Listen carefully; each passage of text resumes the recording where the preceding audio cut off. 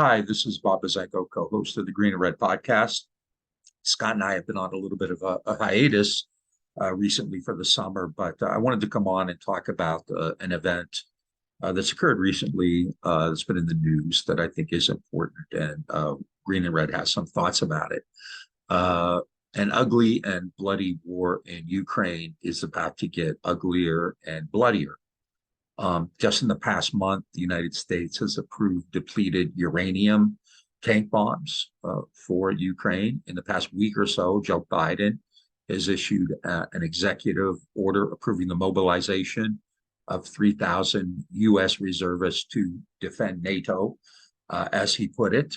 At the NATO summit recently, Biden vowed to support Ukraine for as long as it takes. Finland is now an official NATO member, and Turkey seems to have dropped its objections to Sweden joining the alliance. And the U.S. is also selling F-16s to Turkey. And Ukraine is still seeking membership in NATO, but Biden said that has to wait until the war is over. But I think the most disturbing decision recently is Joe Biden authorizing the use of cluster bombs in Ukraine, which should make us all shudder. Cluster bombs are huge canisters dropped from planes. They can also be deployed from land or sea, but generally from planes, which contain big clusters of small bombs, also known as bomblets or bombies, which will, with a fuse that will detonate before hitting the ground, and they scatter deadly shrapnel. And there can be up to 600 little bomblets in one canister, one cluster. Often, however, many of these clusters fail to activate when they land on the ground, and they become unexploded ordnance, which is also known as UXO. Many of these duds, however, are active and can be detonated by anyone, a farmer out in the field, a kid walking to school, simply by stepping on them. The most devastating example historically recently of cluster bombs usage came in Laos, where in an undeclared war, not undeclared, not unknown to the people of Laos, the United States dropped about 270 million bombs, destroying much of the countryside, especially the plain of jars. But 80 million of those bombs, 30% of the total, dropped in almost a decade of round-the-clock missions, never detonated, and have remained in grave danger to the people of Laos for a half century now. For the next 25 years or so after the war, there were about 200 to 300 deaths a year from UXO in Laos, and children were the majority of victims, sometimes stepping on them as they walked to school, or sometimes thinking they were a ball to play with.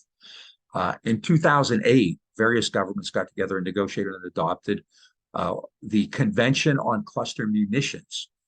This was an important international humanitarian law to prohibit the use, production, stockpiling, and transfer of cluster munitions, and require states to take specific actions so that they would not be used in the future and claim future victims. Now, over 100 countries signed this convention, but included in the countries that are not signatories to the agreement are Russia, Ukraine, and the United States.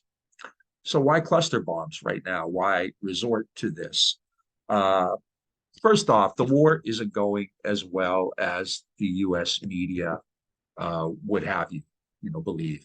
The government and the media have been kind of putting the best face on it. Clearly, Russia's taken some huge losses in this, but Ukraine has as well. And so cluster bombs kind of are an intensification of that effort. There are also reports that Ukraine is running out of munitions, which would be another sign of the war not going well. It's also somewhat awkward that the Ukraine will be running out of munitions, considering the massive levels of aid that the United States and others have already provided. The United States has already sent just in the recent, in the run up to the war and the Russian invasion, about 100, and some estimates are as high as $137 billion. NATO, 75 billion. The EU, 30 billion. The UK, 10 billion, and Germany and Japan about 6 to 8 billion. So this is a massive, an immense outlay of money for Ukraine. The use of cluster bombs will inevitably, unavoidably worsen things. The United States has said that the dud rate in these bombs will be no higher than 2.35%. Now, if that's true, and there's strong reason to believe it won't be, you would still have, if you use the Laos example, 5 to 6 million UXO, unexploded bomblets. And those bombs will be there and alive after the war ended, perhaps long after the war ended. In Laos today, there are still UXO.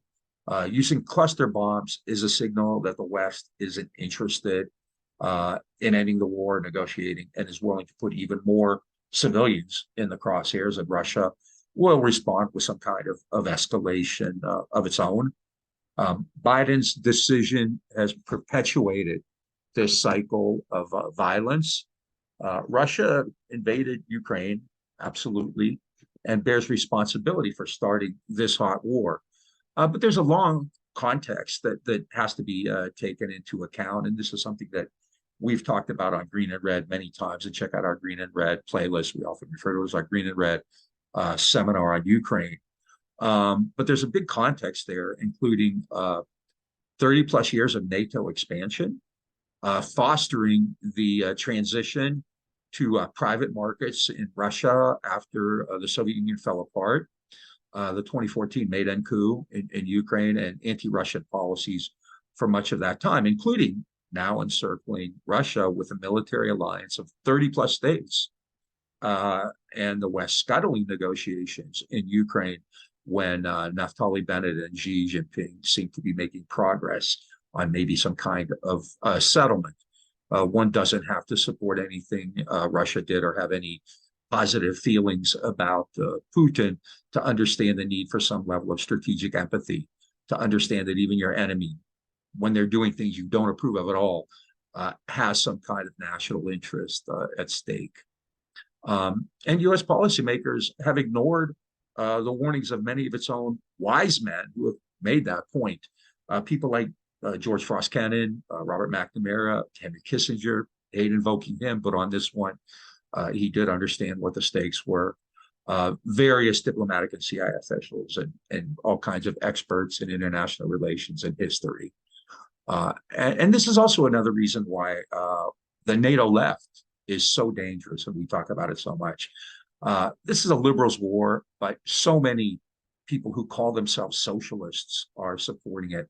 And we've named names before, the likes of the people at New Politics and Tempest, and Bill Fletcher we've singled out because he's been kind of vociferous about this. And there are all kinds of people who are posting these kind of rantings and alarmist tracks that the left has to support the war in Ukraine, right?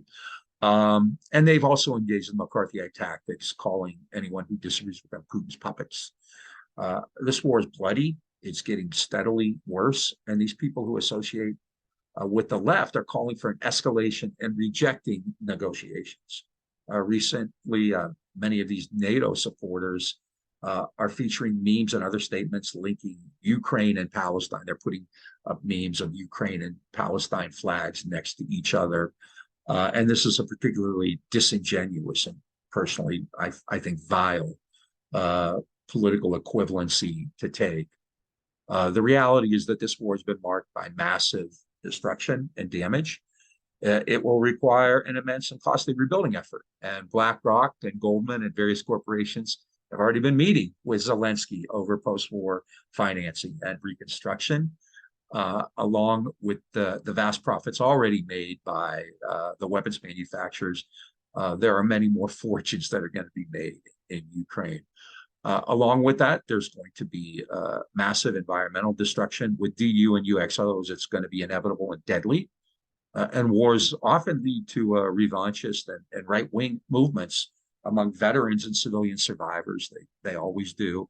So the dangerous global move to the far right will more likely than not be exacerbated. This war in Ukraine has galvanized Biden and NATO to reshuffle the world order.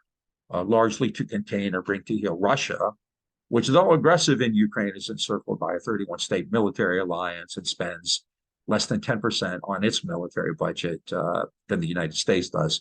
And ultimately, I think the target is China, which is a much more dangerous adversary.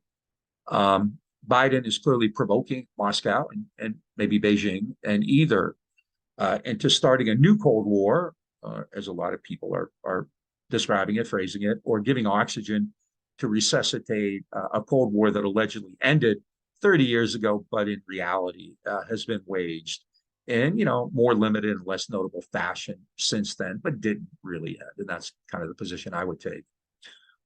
Cluster bombs make an already destructive conflict way, way worse, much worse. Their use hardens the resolve on all sides. It will make targets of more civilians and, as I said, little kids, and will cause more deaths, likely to continue until long after the war is over. These are criminal acts that don't make Ukrainians or Russians, or clearly Americans, safer. Sadly, much of the anti-war sentiment in the U.S. right now is coming from the far right. And that's, I think, mostly motivated by a loyalty to Trump, not a genuine search for peace. Humans' rights of violations and atrocities will inevitably intensify with these new Biden measures. At the outset of the war, on 28 February 2022, when reporters asked the White House about rumors that Russia might use cluster bombs, the press secretary, Jen Psaki, said, "We have seen the reports. If that were true, it would potentially be a war crime." Well, in July 2023, it's still a war crime. And no amount of media, propaganda, or NATO left equivalents can change that fact. It's time for those of us who have historically called for and marched and been activists for peace to demand that cluster bombs not be used and that negotiations begin to find a way to end this conflict in Europe. Putin, Zelensky, and Biden have thrown gasoline on the fire for 18 months, and the war keeps widening. It's time to stop it now before more soldiers die, before more neighborhoods are blown up, before more young people are drafted into military service, and before generations of kids walking to school pick up unexploded bomblets years from now and become collateral damage in a bloody and criminal war. This is Bob Bazenko from Green and Red Podcast with a few thoughts about cluster bombs and Ukraine. Also check out, as I said, go to the Green and Red YouTube page and check out our Ukraine playlist, our Ukraine seminar. Stay safe, cause trouble, and we'll see you soon.